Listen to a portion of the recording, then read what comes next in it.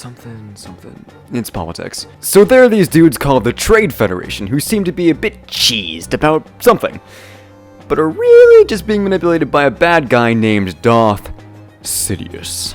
The Galactic Republic, these are the good guys, send 2 Jedi named Qui-Gon Jinn and Obi-Wan Kenobi. Because, they couldn't have simply just named them Jeff or Bob to make it easier to remember. To go and negotiate. Unfortunately, the 2 Jedi are almost immediately attacked by the Trade Federation's battle droids, and have to flee to the planet Naboo. When they get there, they meet Natalie Portman, and a couple CGI abominations. The Trade Federation doesn't know Natalie Portman is the Queen of Naboo, and the Jedi help her sneak off the planet. Their ship gets beaten up pretty badly, and they stop on a planet called Tatooine to do some refueling or probably something like that. Unfortunately, they broke. So they bet all of their money on this one random kid named Anakin Skywalker to hopefully win them a race. Naturally, he does. And then he abandons his mother to go off the Jedi. Because Qui-Gon Jinn senses that perhaps he'd make a good Jedi. Because he can probably do that. Anakin, who's like 10 at the most, does some flirting with Padme. And it isn't weird or creepy at all. They go back to Naboo, blow some stuff up, find a guy who's red, Qui-Gon Jinn gets roasted, and Obi-Wan swears that he'll train little Anakin to be the best Jedi around. Because, some prophecy says that he'll be the one to bring peace to the galaxy. Everyone wants to assassinate Padme! So the Republic is understandably on high alert mode.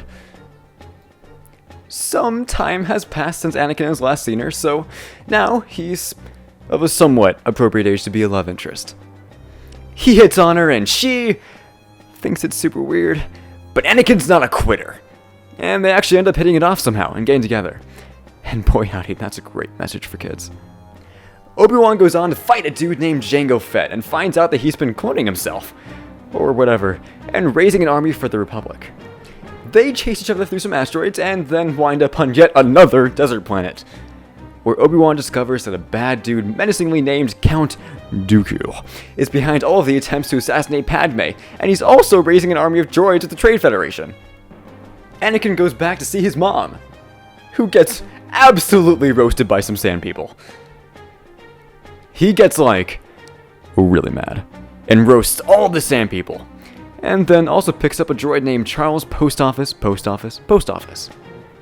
or just C-3PO for short, which he spent his childhood building. Nerd. Anakin and Padme go to help Obi-Wan, and then the rest of Jedi help them out too, along with that new clone army. Let's just say a lot of fighting happens, and Count Dooku decides to be a total jerk and cuts off one of Anakin's hands. He gets away, and the Jedi Master Yoda declares war. Anakin and Padme get married in secret, because it's against the Jedi Code to get married or show emotions or, anything. They're really not trying to not seem like a weird cult.